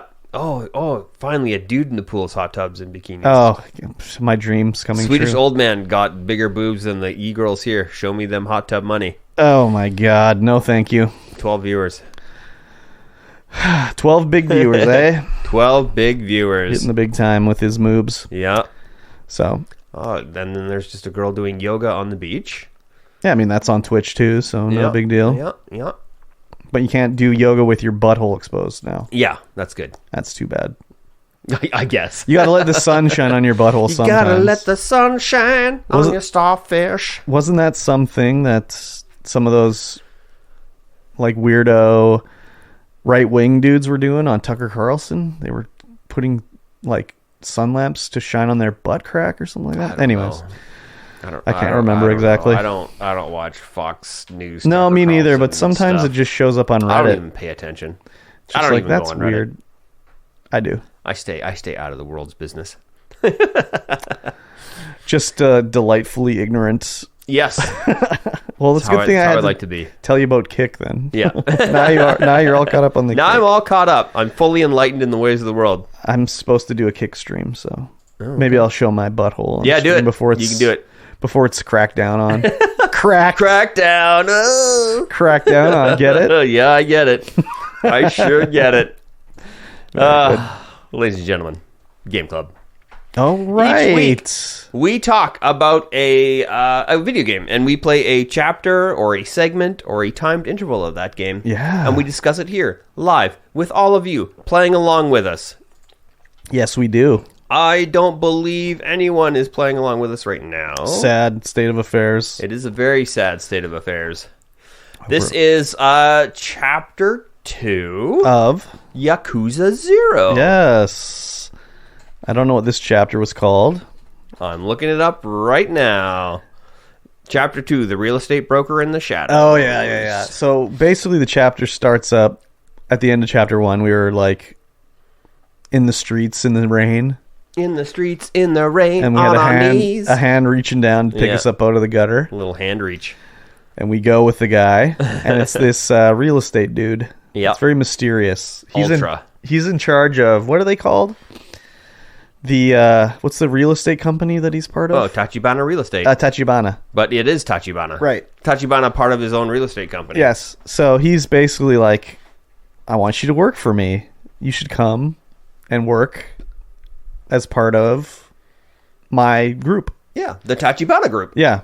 Of Tachibana Real Estate. And Kiryu is like very much like, I don't think so. No, I don't know anything about you. I don't think so. And Tachibana's like, hey, we'll help you get clear your name. Yep. And not only that, we'll help you bust out your boss. Yes, because get your boss his out of boss jail. out of jail because Yeah. the Yakuza buddy is in jail. Yeah. What the hell is his name? I can't remember. Kaze, something like that. He basically this whole chapter is Kiryu learning information. It's Kazuma. Kazuma? No, Kazuma. that's Kiryu Kazuma. Yeah, well, it's also... Oh, okay, that's his name. That's his name as well. Because, you know... He's adopted? He's adopted. So, this whole chapter is basically Kiryu trying to get information about the Tachibana, like, realty company. Yeah. What they're all about. Kazama Shintaro. The like questing to find out information is pretty basic in this chapter. Yeah. It's like you got to talk to these fucking bums because like he finds out people are being chased out of these buildings and then Tachibana is buying them up or whatever. Yeah. And he goes to the building and there's like just bums hanging around and no one wants to come in because there's bums harassing everybody out front. Peeing all over the steps and stuff. Yeah. So he'll go into the ramen shop or whatever it is. Well, first he goes into the bar. There's one bar in a building like underneath, and you have to go in there, and that's where we meet Jun Oda for the first time, who is Tachibana's right-hand man. What was this? I remember I did it, but I don't exactly remember it. Yeah, there's a bar. The first place we go to is a bar. We hear that this bar has been getting harassed by the Tachibana. Okay. Tachibana man. And we go down there, and this guy, we meet, we talk to the barkeep. Yeah. And he's like, oh, yeah, come in. And then there's a knock on the door. Yeah, this is the one I was talking about, I think. Yeah, and then Jun Oda and his crew roll in because Kiryu's like, yeah, just bring him on and talk to him. Yeah, because he's like, I can't operate here anymore. Yeah. Because there's all these bums fucking hanging around. Yeah, and he's being My wife's threatened. pregnant. Yeah. She can't leave. She's been in the back room for like 8 weeks or something like that. Well, they have their kid. Their kid's out. Oh, yeah. The kid crying. And so, yeah, the knock on the door. Oda's there. He's like, let him in. We'll talk to him. So he's like, oh, are you Yakuza? You protecting him? He's like, no, I'm just a private just a guy. citizen, you know. I'm a freeman bodyguard. on the land. Yeah. So Oda's like, well, you know, I went and got your money back from the guys that were taking collection. Yeah. 2 million yen. Here's 2 million yen. And like, here's 2 million yen is like That's like a little bonus. a bonus. And here's another 2 million. This is just from me. Yeah. 2 million yen. And then I think he got 8 million total because I think he gave 2 million from his boss too. I think it was 6 mil total. So Which I rack up very quickly, just beating dudes I up know on the you just street. beat a few dudes up and you got 6 million yen. So he's like, you know, basically, and that's not 6 million yen's not that much. No. It's like $40,000. Maybe in 1988. Well, it was like $40,000 then and 60,000 now, but 40,000 in 1980s money is like 100,000 now. It's 60,000 now. Okay, that's what it was. So Kiryu's like, you know, we'll take care of this, whatever. And he's like, no, I got my money now. Like, I got a I'm outta payday. here. I got the big payday. Everyone else, they just left scared. Yeah, I yeah. got the money, so I'm out of here. So then Kiryu leaves and he talks to this bum on his way out. Yeah. And the bum's like, oh, I hope I have another job for those guys tomorrow or whatever. And he's like, oh, really? You know, what? How does it work? And he's like, well, they just tell us where to go and we just hang out there or whatever. Yeah. So he has to track down other bums to find out where they're going to go next, right? Yeah. So he finds some bums, and the bums are like, oh, yeah, there was this guy over in the park. And so they have to, it's like a just, you know, breadcrumb to get to these 5 bums in a park. And the bums are like, oh, yeah, we work for them. But, oh, you know what? If you want to know, you gotta get us drunk. Yeah. My tongue doesn't work so well when I'm sober. Yeah, so you have to go track down all the boozes they like. So you have to go to like every shop around town to find. Yeah. One guy wants like sweet potato sochu, and the guy wants champagne and sake, beer, and scotch. Yeah. Scotch whiskey. So it was interesting going to all the stores and like trying to track it down. Did you go into the one store where there's like a girl that you becomes friends with? Yeah. She just like, I mean, I don't know, dude. It's a little weird to me how you can increase your friendship with her by just buying something. Because like if someone came into the store when I was working and they bought something, I wouldn't be like, wow, this guy buys a lot. He's a real cool guy. Yep. I want to be his pal or whatever. But as you're running around, you'll encounter other side missions and stuff. So what side missions did you get during this? I didn't have a lot of time to do a lot of side missions. Okay. I ran into this high school couple arguing on the streets. That's the panty one. That's the panty one. So I didn't complete that one, but I started it. Yeah, I completed that one. I was like, oh, hey. Yeah. You're just selling your panties. Yeah. Your boyfriend's not too pleased with that. And she's like, I don't want to do it, but the girl in school is making me do it. Yeah. So, yeah, I completed that one. Oh, no, I didn't complete it because I didn't go back and... oh, maybe I did. I'm not entirely sure. Yeah. I didn't really do any other side quests other than that one. Oh, the acting one I did. The acting one? Yeah, there was one you come across these kids or these guys out in the street and they're like, oh my God, where's our producer? Oh, yeah. The When you're doing the commercial or whatever. Yeah. I did that one last time. That was the one where when I was answering, I was told that I should choose like the stupid answers always. Yeah. Or whatever I want to do because it doesn't matter. So I played it straight that time. But they were like, no, choose the dumb answers. I did do the one where I was a dominatrix. Did you do that one? No, I didn't see that one. I didn't even come across that one. I came across some other ones, but that one wasn't one I did. Did you find... no, when that one unlocks the sexy videos at the old... what's it called? Yeah, the Peep Show. Yeah, but I can't remember what it's called. Yeah, I went there a couple times, so I'm like, but it won't I don't let have you any in. videos. Yeah, I can't. I have to bring my own videos. What? Once you they just unlock. But once you do the dominatrix one, that unlocks the Peep Show, and those are real. Like that girl in the like convenience store that you talk to. She's like a real. Oh, she's a real idol. So like when you unlock her as a friend, you unlock her video in the thing. So the dominatrix one was like, she's like the worst dominatrix, where the guy's like, you know, bowing down to her, like uber deep bow to her. And he's just like, oh yes mistress, and she's like, you're a really good customer. And he's like, no, this isn't working for me. You have to like degrade me more. Yep. So then we have to go do like a role-playing thing where I teach her how to be a dominatrix. So I'd walk in and be like, hello, mistress, how are you? And she'd be like, oh, good, how are you today? And he's like, Kiri's like, no. You should say something like, don't speak until you're spoken to, you filthy swine, or whatever. So then we'd redo it. And we're doing this in like a park. Yeah. She's wearing her like dominatrix outfit. Kiryu's in his suit, and there's 3 kids playing in the background. So eventually you're doing it, the kids come over, they're like, hey, what are you guys playing? Can we play? And Kiryu's like, no, I don't think you want to play this. We're just, whatever. And then they continue to do it with these kids like looking on. That's hilarious. So they redo the scene, and like Kiryu's like, I want you to step on me, mistress. And the kids are like, these guys are weird. And then they run away or whatever. Yep. But I was like, that's weird to do this in front of these kids. And then I was patted down a couple times by a cop. The cop guy's always like, hey, I see you're running around here. Like, what do you got on you? I didn't get patted down. I was like, oh, this is what I got here. Yeah, I Have gave some mushrooms. Yeah, I gave him. Oh, that's pretty safe. I gave him, I don't know what I gave him. The first time he liked it, but then the other times I'd be like, well, here's my fake gun. And he'd be like, oh, that's pretty dangerous. What's the deal with that? And I'd just be like, well, it's a little embarrassing. And then I would lean in and like whisper in his ear something. And he'd be like, oh, okay, well, get out of here. But my friendship never went up after that. So I don't know what you're supposed to show him. You just show him safe stuff. I showed him a pack of tissues first. Then I showed him a box of ramen. And then I showed him...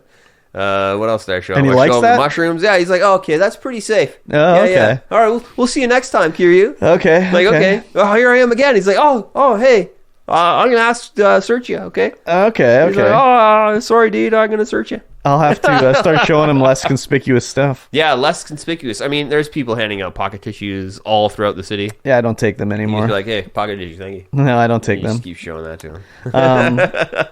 What was I going to say? Oh, did you get the amulet detector from the CP vendor at the Yes. shrine? So did you find any phone cards? No. Oh. No. That's how you unlock more erotic videos. Oh, you find 3 okay. phone cards of the same girl, and then it'll unlock. Phone cards. Yeah. I found some like S tier cards of sorts. No. These are like pictures of women. Yeah. Oh, okay. Yeah. They're Okay. like real pictures. In your little photo album? I don't know. They were just like cards. Yeah, there's a photo album that they go into, the whole collection. Yeah, when you find 3 of the same one, it unlocks a video in the little erotic video place. Erotic video place. They're like the least erotic video you'll ever see, dude. They're just in their bikini, like frolicking on a bed, but it's just like so. It's just I don't know, dude. Yeah, the Rika Abe Type A card. Oh, very good. That's Yeah, I found a few. It'll just start beeping when I'm running around and be like, "Where's my card? I need it." I didn't know it started beeping. Well, you have to equip the amulet. Oh, okay. Yeah, I don't have it equipped. I just see like a sparkle. Yeah. But if you hear it, you'll hear it when you're running too. Basically, Yeah, sorry, go ahead. After we feed the bums their liquor and they tell us, hey, yeah, they're going to show up here next. You go down to, I can't remember what street it is, but it's like this tiny little back alley street with like little shops in it. I'm like, oh man, this would be super cool to go to in real life. Yeah. And there's like a big, massive alley, and you go down there, and there's a couple guys with bats. There's a couple guys with bats, and they're not Tachibana. They're just residents there. They're like, hey, you Yakuza. Yeah. We know you're here trying to kick us out. We're going to fight you. And you're like, well, I'm not actually Yakuza. And they're like, we're going to fight you anyway. Yeah. I'm like, okay, well, you're going to lose. So. Yeah, we kick the shit out of him. Yeah, he's just a resident, so I stick his face into a wall, just like beat him bloody. Yep. As you do in Yakuza. And Exactly. then Jun Oda shows up. Yep. And he's like, hey, what are you doing? Yeah. And then you like, again, Kiryu. You again. He's like, and then Kiryu's like, yeah, I'm doing some research Yeah. by beating these kids up. Because, Tachibana wants me to work for you. And Oda's like, yeah, we'll be the judge of that. Pulls out his brick phone. He had a man to carry his phone for him. Yeah, he had a man to carry his phone because these things are huge. Yeah. I mean, I have one over in the other room. And he dials him up and he's like, okay. Come by the office later. Yeah, come by the office. He'll be there. He'll be there. Yeah. So you go to the office and there's guys waiting to beat the shit out of you. Yeah. And Kiryu's like, wait, I'm supposed to be here. And he's like, yeah, Oda phoned and said we're supposed to fucking take out the trash. Yeah. So I take out the trash. I beat up all the guys. Yes. Go upstairs. Oda's waiting in there. The penthouse for us. Yep. And then we have an epic battle with Oda up there. I don't know about epic. No? No. Why I just beat the hell out of him. Oh, really? He barely even got a hit in. I was messing around, trying to hit him with everything in the room and trying to do beast style. Yeah, I was just doing everything I could, doing all these crazy moves to him and shit. I didn't lose, but I did have to drink my taurine or whatever. Yeah. To get healed that up. was such a much easier fight than Kuze. Though there's some heat seeking stuff going on. Yeah. I'm he'll do a leap, but it'll be leap and then circle right around to where you are and hit you. I'm like, what is happening? So the one other thing that I did, maybe you didn't, I found Bacchus again. Oh yeah, I found Bacchus. Did you train with him? No. Okay. So one of the fights you do with Bacchus is the guy has a gun. Oh yeah? Yeah, so he's shooting me and I'm like, how the fuck am I supposed to take this guy out? You just have to close in and not let him get a shot off, basically, because there's like nothing you do. But I trained with him his 2 times that he offered it, so I earned 2 new maneuvers that he has. But I didn't do any other training. I didn't do any other side mission stuff or like arcade stuff either. Only thing I did was watch an erotic video. That's all you need to do. Basically. Did you run across Mr. Shakedown? I saw him, but I ran away. Oh. I fought him once, and I got him down to half health, but then I ran away the other times. I fought him twice. Yeah. Because I was like, well, I spent all my money on skills, so I got 10,000 yen. Let's go, Mr. Shakedown. And then he beats the hell out of me, like, no cap. And then I'm like, and he's like, hey, this isn't very much money. What are you doing? Yeah. Like, no, whatever, the first dude. time I fought him, I got him down to like half health, but then after that, I just ran away whenever I saw him. He's easy to see because he's like giant. Yeah. Yeah, and crazy. then as soon as you get close to him, the money pops up of how much he has over his head. I beat up so many men in black, though. Oh, my God. They're everywhere. Yeah, dude. They're just men in black everywhere. But once we beat up Oda, Tachibana shows up, and he's like, okay, you know. Are you satisfied? We were doing some research on you, too, you know. We wanted to see if you were worthwhile. And Tachibana is kind of like, you know, if you work with us, we can figure everything out. And, like, you know, I don't have the power of like the Yakuza criminals on me, but I have the power of money. Yeah. And he kind of does like, he makes it look like a force wave where he's like turning off all the lights in Kamurocho, but it's obvious like he has like enough pull so that he can like, you know, get someone that's in charge of the power to shut off all the power for him, just to show Kiryu how much power he has, basically. It's kind of amazing how he predicted where the power was going to go off first. I would like to think it was set up like there's a guy downstairs looking up on the phone, like looking up like, okay, he's getting his hand ready, hit the switch now, you know? This order. Yeah. So it swiped the whole city from like right to left of his window. That's what I pictured, just as him like having so much money that he could like have it set up to do it, you know?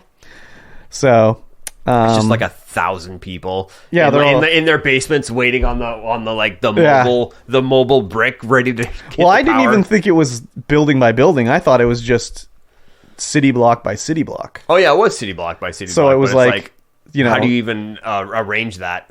You pay off enough guys that work for like I don't know, Kamurocho Power and Water. Yeah, but to get that effect. Yeah, they're all rote. You just turn them off, you know. They're all labeled like this. They're all labeled, yeah. This is the 100 block. This is the 200 block. This is the 300 block. Don't think about it too much.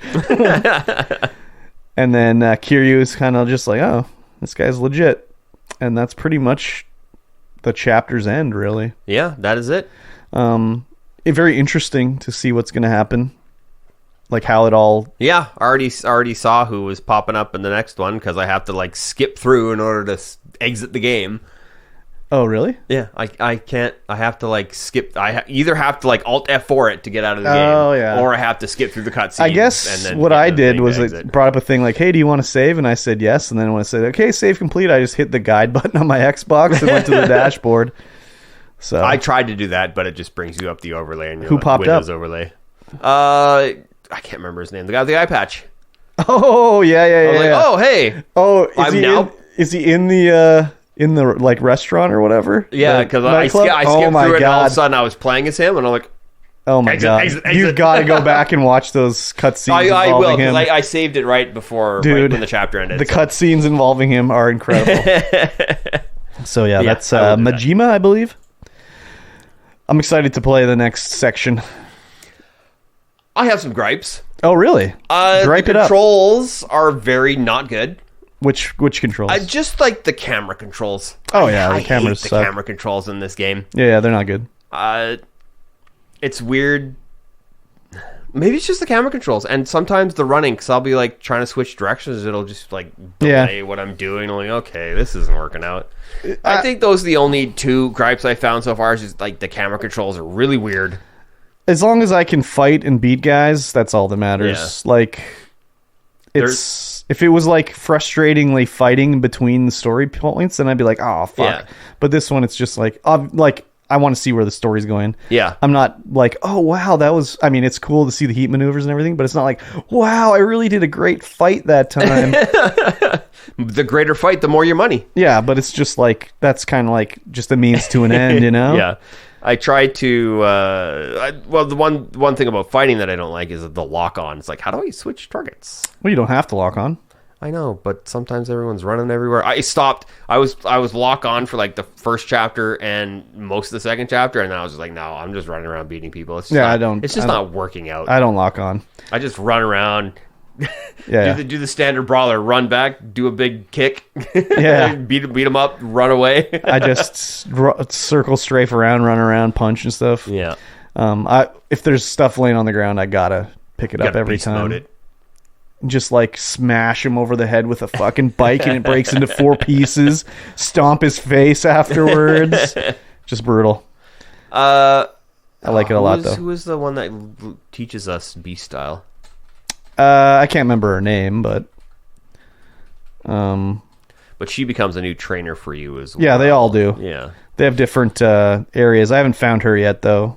I saw the other guy, but I never didn't see her. No, I didn't. I was just running around. All of a sudden, it's Miss Tatsu. Yeah, I have beast mode, but I haven't found her as a trainer yet. Oh, I thought you got beast mode by training with her.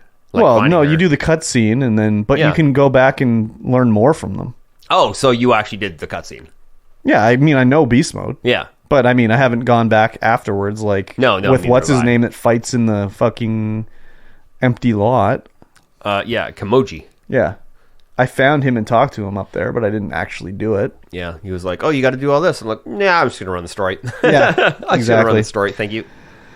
Yeah, so I'm excited to see where the story's gonna go. I mean, I've done this next chapter coming up too, but I don't remember exactly too much about it, except that it's hilarious. Just the whole thing, anyways. Yeah, I'm excited to see more of the storyline. It's on Game Pass. You should play along.